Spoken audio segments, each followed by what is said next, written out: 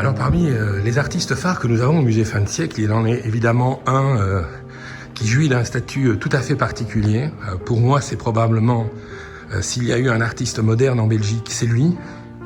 C'est le peintre qui est, dans sa solitude même, l'expression à la fois de la modernité et d'une opposition à la modernité sous sa forme d'avant-garde comme logique de groupe, qui a pu déployer une sensibilité extraordinaire et qui, dans son isolement, a donné naissance à une œuvre tout à fait singulière, c'est James Ensor. Il y a dans l'œuvre de James Ensor, d'une part, une réminiscence de tout ce que la peinture flamande a pu produire dès lors qu'il s'agissait d'emphase, d'excès et d'affirmation du sujet, et dans son œuvre, une profonde humanité qui marque, je dirais, ces deux périodes, celle qu'on a qualifiée de période bourgeoise, à laquelle on peut associer le portrait de la mère et du père, et puis son œuvre, évidemment, que je ne qualifierais pas de grotesque, mais de visionnaire, qui est à la fois grotesque et visionnaire, dérisoire et prodigieusement baroque, qui est celle de l'invention des masques, des squelettes et de cette humanité. Alors on a une œuvre au musée qui est une œuvre singulière, qui est une œuvre charnière, qui est ce très très beau et très grand tableau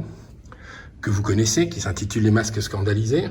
et que Ensor a peint en 1883. C'est une œuvre qui date du moment où Ensor, qui revendiquait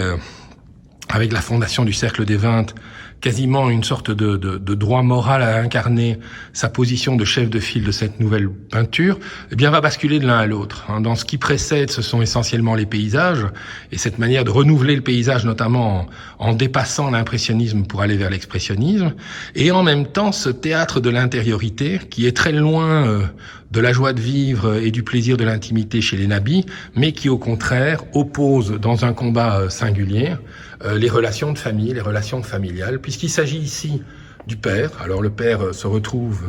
dans ce tableau, ce très beau tableau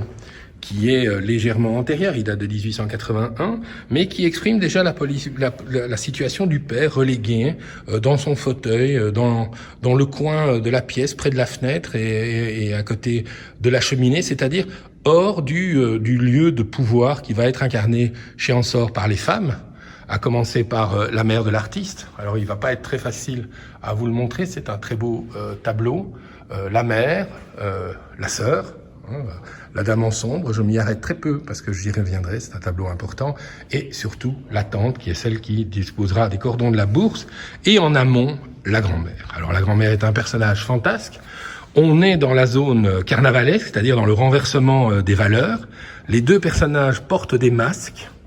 mais ces masques ici, j'oserais dire qu'ils sont singuliers,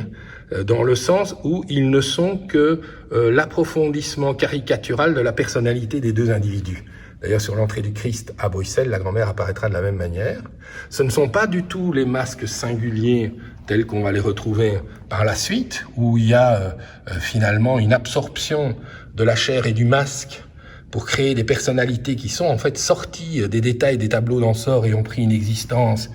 indépendante. Non, ici on a affaire au masque qui n'est pas celui qui protège le visage, mais qui révèle l'intériorité. Et l'intériorité du père, c'est l'échec. C'est la tentative d'avoir occupé une position sociale et d'avoir raté, et de s'être réfugié dans cet alcoolisme qui va être incarné par cette bouteille qui est au centre de la composition, sur cette table tellement petite qu'elle n'est là que pour supporter la bouteille. Et on voit bien à travers les masques scandalisés que c'est la question, évidemment, de la relation sociale entre la belle-mère et son gendre. C'est probablement une des plus belles représentations sur le sujet qui se pose et qui pose chez Ensor la question d'une masculinité dont on pourrait dire qu'elle a été totalement ici émasculée. Alors en même temps, Ensor, c'est un peintre fabuleux.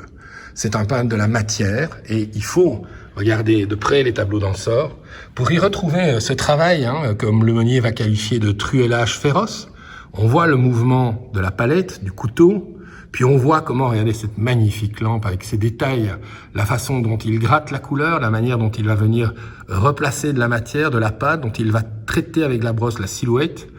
de l'objet, et puis regardez la façon dont la lumière elle-même est présentée dans cet empattement et dans ces quelques rayons. La suavité de la palette de Ransort est quelque chose de fondamental et sa manière de travailler est une manière sculpturale. Alors, regardez le chapeau, il est dessiné, mais il est aussi sculpté directement dans la pâte. On voit bien le masque, la distinction entre le masque et le visage, le masque ne permettant que de dire ce qui relève de l'indicible, mais en même temps, il y a le travail du peintre. Et ce travail du peintre, il est fabuleux, parce que ce grand mur devient en soi un véritable sujet pictural, car le mouvement même de la lumière, regardez l'ombre portée par le nez derrière la bouteille, il a un coup dans le nez, c'est le cas de le dire, et donne véritablement à ce traitement de la matière son caractère le plus fastueux, dans la densité des matières, mais aussi dans l'éclat des lumières. Et regardez comme cette ouverture de la porte est purement et simplement magnifique. C'est d'ailleurs très amusant. Si vous ne prenez que le détail que je vous montre là, eh bien vous voyez déjà d'où Rick Water's va en grande partie sortir. C'est de ce regard rapproché de la peinture d'Ensor. Mais évidemment, cette peinture est en même temps l'expression d'un drame et d'une vision d'une sociabilité qui ne peut être que mortifère, et dans le cas d'Ensor,